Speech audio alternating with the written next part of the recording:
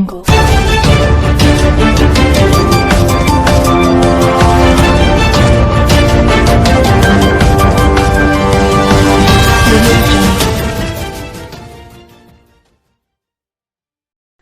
علیکم، Asia 41 news کے ساتھ میں ہوں آپ کی میزبان متربہ یوسف۔ خبر شامل کرتے ہیں سرگودا سے۔ ہمارے بیورو چیف محمد ندیم کے مطابق حافظ محمد سرمد کی P T I M P اے پی پی 114 لطیف نظر گجر کے ساتھ ملاقات، سیاسی امور پر بات چیت اور حلقہ میں ترقیاتی کاموں کے حوالے سے تبادلہ خیال کیا گیا۔